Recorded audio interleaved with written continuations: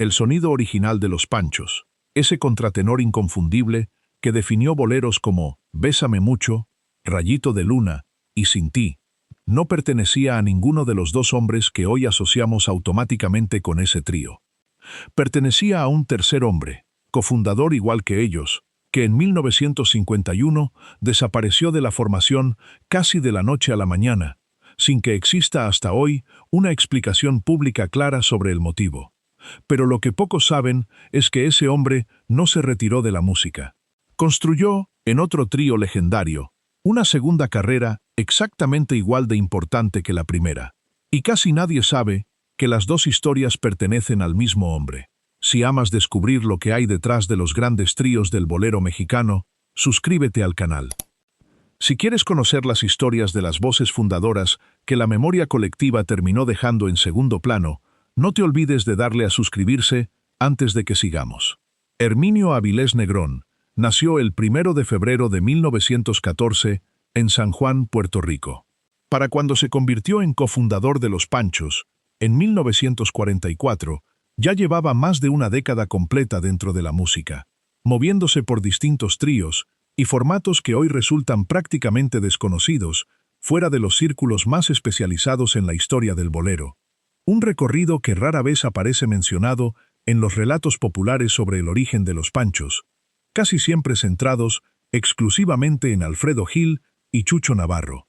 Empezó con el trío Los Antillanos, entre 1932 y 1934, cuando apenas tenía 18 años.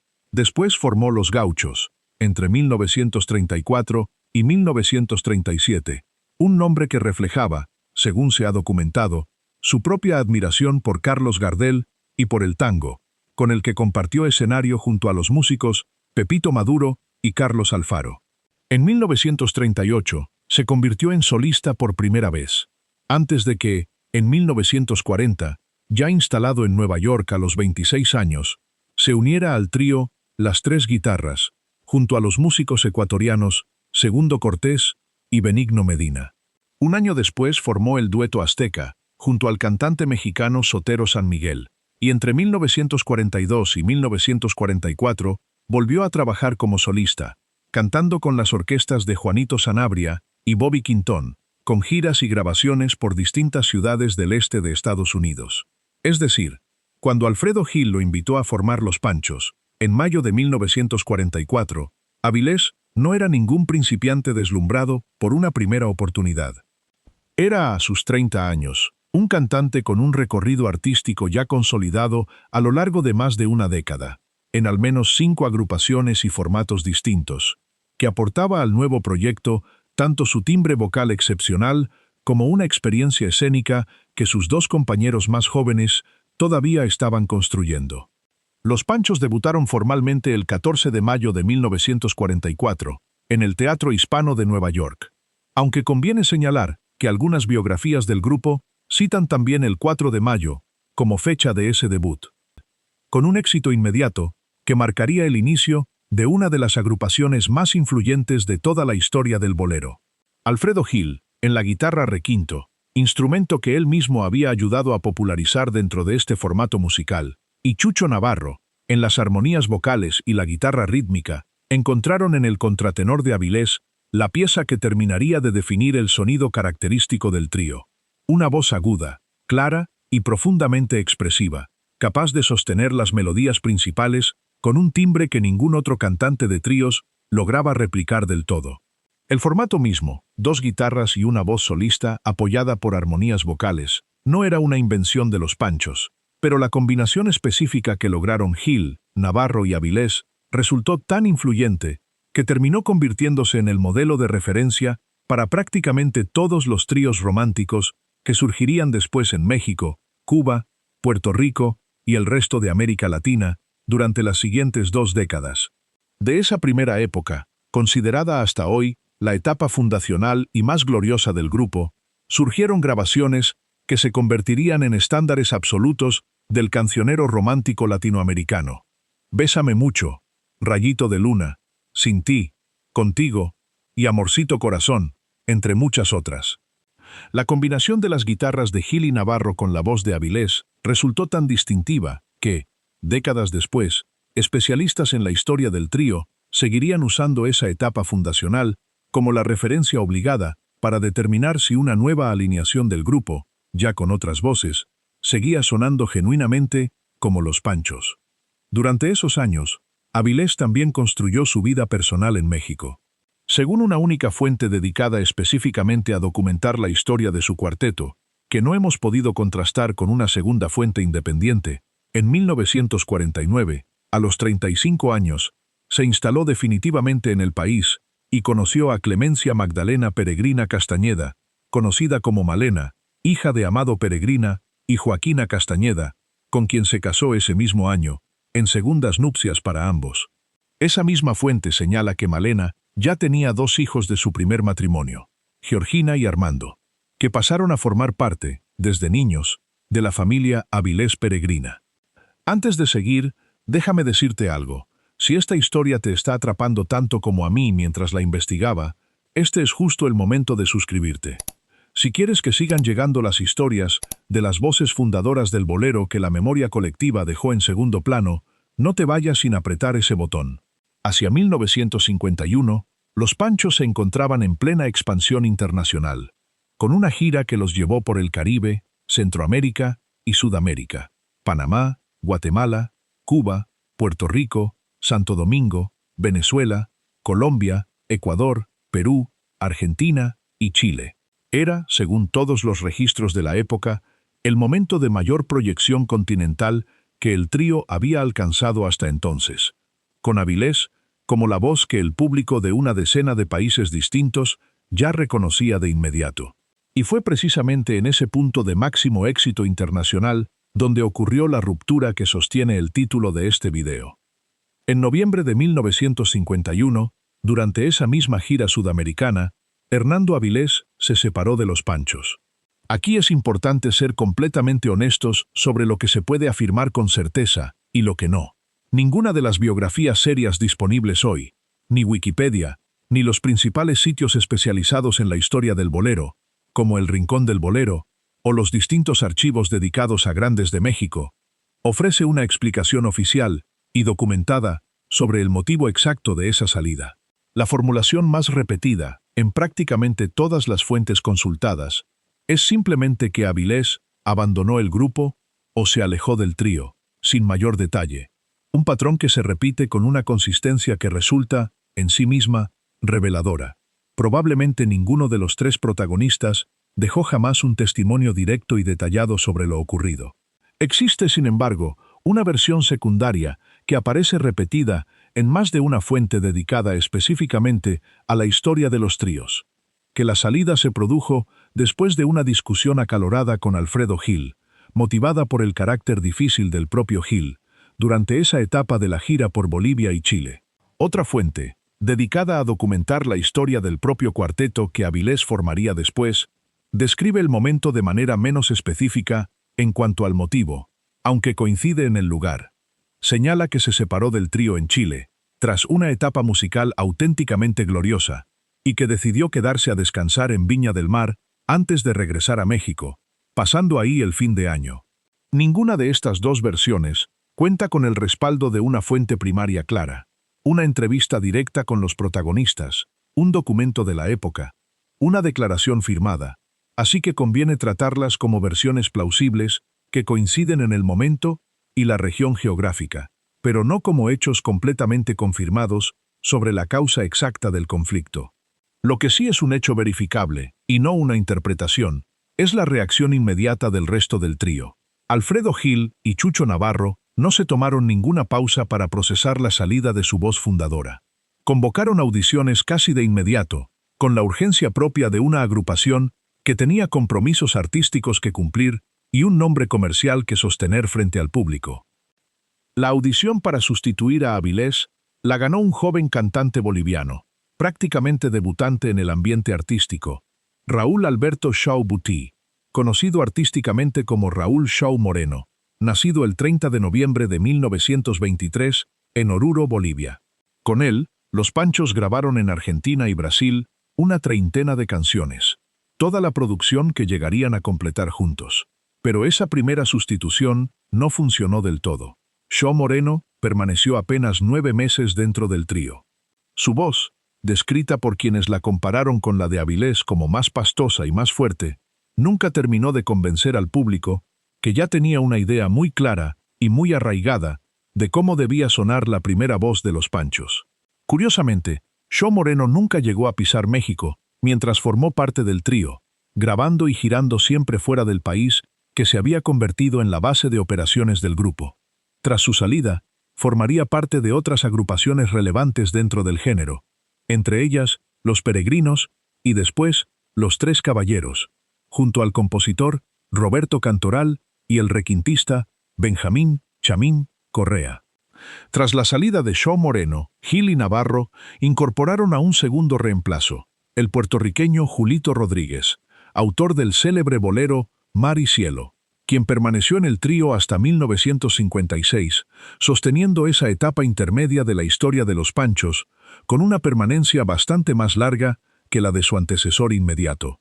Fue precisamente el retiro de Rodríguez, en 1956, el que volvió a dejar a Gil y Navarro sin primera voz por segunda vez en apenas 5 años, complicando de nuevo las presentaciones del trío, justo cuando parecían haber encontrado, con Rodríguez, cierta estabilidad.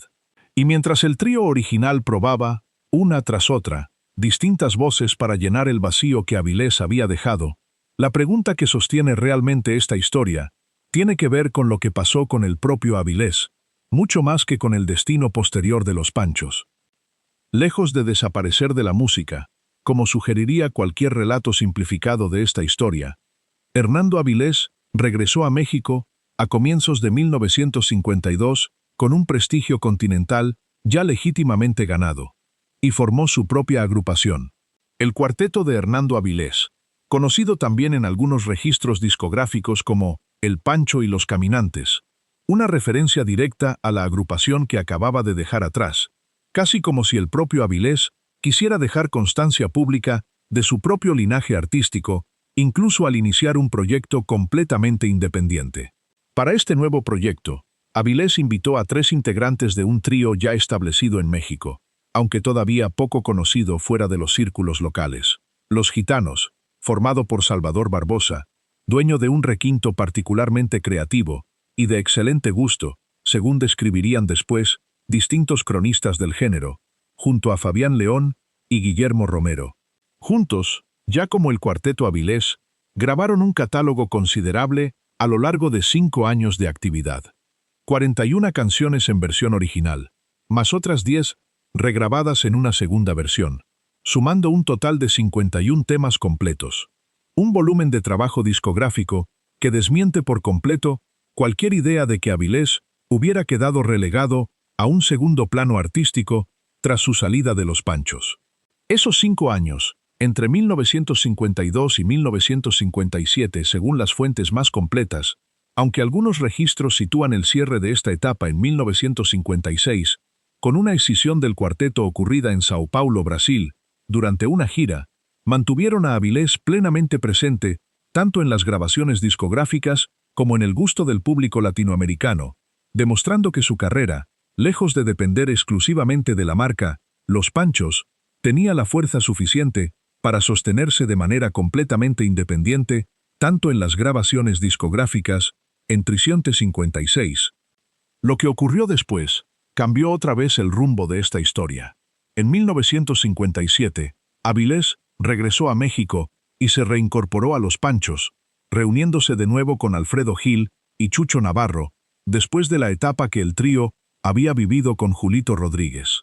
Esa segunda y última etapa de la alineación original completa, Gil, Navarro y Avilés juntos otra vez, se extendió poco más de 1 año y medio, desde inicios de 1957 hasta agosto de 1958, un reencuentro que ningún relato popular sobre la historia del trío suele mencionar con el detalle que merece, probablemente porque quedó eclipsado tanto por la gloria de la etapa fundacional como por el éxito posterior de la formación con Johnny Albino. Fue un regreso breve, pero no menor. Durante ese periodo, el trío grabó temas que alcanzarían notable popularidad en México a mediados de esa década, entre ellos Ofrenda Floral y Molino Rojo, demostrando que la combinación original de voces todavía conservaba una química artística capaz de generar nuevos éxitos, incluso después de 6 años de distancia entre Avilés y sus dos compañeros fundadores. Sin embargo, en agosto de 1958, Avilés concluyó definitivamente su relación con los Panchos. Gil y Navarro integraron entonces al puertorriqueño Johnny Albino como nueva primera voz. La misma formación, Gil, Navarro y Albino, que años más tarde, en 1964, grabaría junto a Eddie Gourmet el álbum que terminaría convirtiéndose en uno de los discos más importantes del bolero mexicano para el público internacional. Es un dato que conecta directamente ambas historias. La voz que el público asocia con los Panchos en su etapa junto a la cantante neoyorquina no era ya, para entonces, la de Avilés. El trío que grabó Sabor a mí y el resto de aquel álbum en 1964 llevaba ya 6 años sonando con una primera voz completamente distinta a la que había fundado, junto a Gil y Navarro, el sonido original del grupo 2 décadas antes. Vale la pena detenerse un momento en algo que suele pasar completamente desapercibido. La voz que el mundo entero terminó asociando con la esencia sonora más mexicana del bolero con trío, pertenecía, en realidad, a un puertorriqueño. Avilés nunca ocultó su origen, pero tampoco lo convirtió en el centro de su identidad artística, en una época en la que la industria discográfica latinoamericana tendía a homogeneizar bajo la etiqueta de música mexicana cualquier producto exitoso salido de los estudios de México, sin importar demasiado el origen real de cada uno de sus intérpretes. Ese mismo patrón se repitió, curiosamente, en la propia formación de los Tres Reyes. Mientras Avilés aportaba su ascendencia puertorriqueña, los hermanos Puente, mexicanos de nacimiento, completaban un trío que el público de toda la región terminaría escuchando, una vez más, bajo la misma etiqueta genérica de trío romántico mexicano, sin que la nacionalidad real de cada integrante alterara en absoluto la manera en que el público recibía esa música. Apenas 2 meses después de su salida definitiva de los Panchos, en octubre de 1958, Hernando Avilés formó un nuevo trío junto a 2 hermanos jóvenes, Gilberto y Raúl Puente, los Tres Reyes, una agrupación que con el tiempo llegaría a ser descrita por especialistas en el género como el último de los grandes tríos, de la época dorada del bolero romántico, un título que por sí solo revela la dimensión que llegó a alcanzar este segundo proyecto de Avilés. La combinación funcionó de inmediato. Avilés aportaba, a sus 44 años, la madurez, la experiencia y el prestigio continental acumulado a lo largo de casi 3 décadas de carrera, además de sus múltiples contactos dentro del ambiente artístico latinoamericano, forjados durante sus años, tanto en los Panchos como en su propio cuarteto. Los hermanos Puente, con apenas 22 años cada uno, aportaban juventud, talento reconocido y una enorme creatividad musical propia. Con la aceptación explícita de Avilés, el nuevo trío conservó el nombre Los Tres Reyes, que ya tenía cierto prestigio ganado de manera independiente antes de que él se uniera al proyecto, en un gesto que revela, una vez más, que Avilés no necesitaba imponer su propio nombre para legitimar un proyecto artístico nuevo. Avilés permaneció como primera voz de los Tres Reyes desde 1958 hasta 1966.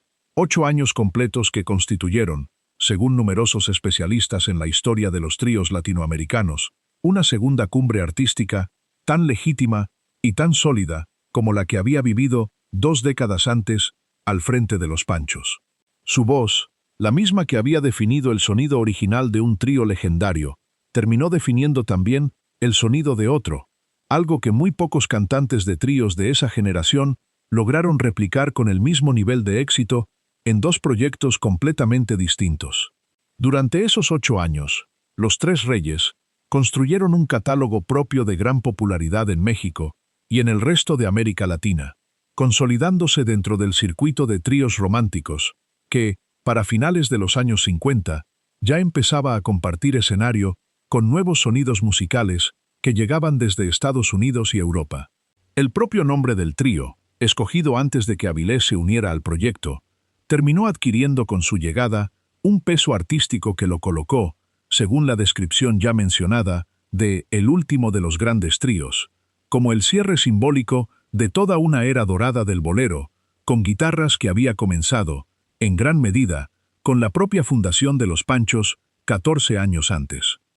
En 1966, Avilés decidió retirarse por completo de los escenarios, después de más de 3 décadas ininterrumpidas dentro de la música, contando desde sus primeros pasos con Los Antillanos en 1932. Pero el retiro artístico no significó, en absoluto, un retiro de la vida activa. Según esa misma fuente sobre su cuarteto, junto a su esposa Malena, Avilés se convirtió en un empresario con considerable iniciativa dentro de la Ciudad de México, llegando a ser propietario de varios negocios en la capital, entre ellos los bares Yoyis Internacional y Yoyis Alameda, ubicados en Insurgentes y Félix Cuevas, dos de las zonas más transitadas de la ciudad en esa época. Como con los datos familiares anteriores, esta información sobre su vida empresarial proviene de una única fuente, sin una segunda confirmación independiente. Esa misma fuente atribuye el nombre de esos negocios a Georgina, hija que Malena había tenido en su primer matrimonio y a quien apodaban Yoyis, adoptada como parte de la familia junto al resto de los hijos de ambos, incluyendo también a Helga e Ibis Adarina, las hijas que Avilés habría tenido en un primer matrimonio propio, celebrado en Puerto Rico en 1935. Esa faceta empresarial y familiar, poco conocida fuera de los círculos que documentan en detalle la historia del bolero, muestra a un hombre que, lejos de aferrarse a los escenarios una vez terminada su carrera artística, construyó con la misma disciplina y el mismo empuje que había mostrado en la música una vida completamente distinta durante sus últimos 20 años, demostrando una capacidad de reinvención que había ejercido ya, de hecho, en más de una ocasión a lo largo de su vida. Hernando Avilés murió en la Ciudad de México el 26 de julio de 1986, a los 72 años.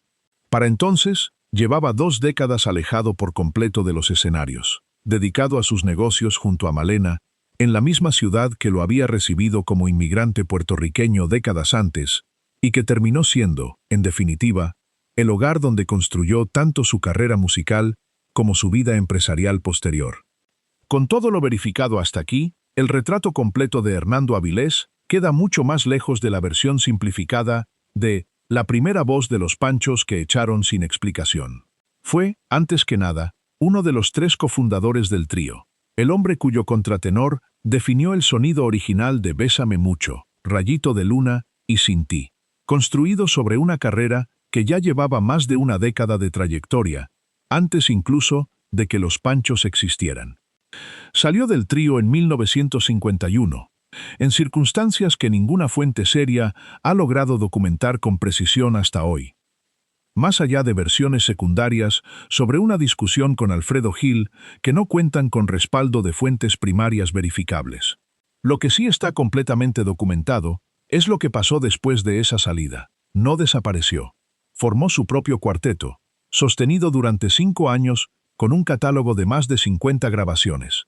Regresó brevemente a Los Panchos, año y medio, en el que el trío original volvió a sonar completo por última vez. Y cuando esa segunda etapa también terminó, fundó junto a los hermanos Puente uno de los tríos más respetados de toda la historia del género, Los Tres Reyes, donde permaneció 8 años más como primera voz, en una segunda cumbre artística tan legítima como la primera. El trío que años después grabaría con Eddie Gourmet, el que terminó en las listas de Billboard cantando Sabor a mí, con acento estadounidense, ya no llevaba la voz de Avilés, llevaba la de Johnny Albino, incorporado apenas meses después de que Avilés se marchara definitivamente en 1958. 2 historias que suelen contarse por separado, la del bolero estadounidense de Eddie Gourmet y la del trío mexicano que la hizo posible, comparten, sin que el público general lo sepa casi nunca, el mismo punto de origen, la voz que fundó ese sonido, y que 23 años después de fundarlo, ya construía, en otro trío completamente distinto, una segunda leyenda tan real como la primera. Sumando ambas etapas al frente de 2 tríos legendarios, Avilés pasó más de 20 años completos como primera voz de alguno de los conjuntos más influyentes de todo el bolero romántico. 7 años con Los Panchos entre sus 2 etapas, y 8 años consecutivos con Los Tres Reyes, sin contar los 5 años adicionales al frente de su propio cuarteto. Pocos cantantes de su generación, dentro o fuera del formato de trío, lograron sostener ese nivel de relevancia artística de manera casi ininterrumpida durante más de 3 décadas, cambiando de agrupación en más de una ocasión sin perder jamás el lugar central que ocupaba dentro de la música romántica de su época. Si esta historia te dejó pensando en las voces fundadoras que la memoria colectiva termina dejando en segundo plano, suscríbete al canal ahora mismo. Y si quieres que sigamos rescatando las historias reales detrás de los grandes tríos del bolero mexicano, no te olvides de darle like y suscribirte antes de irte, porque la próxima crónica ya está en camino.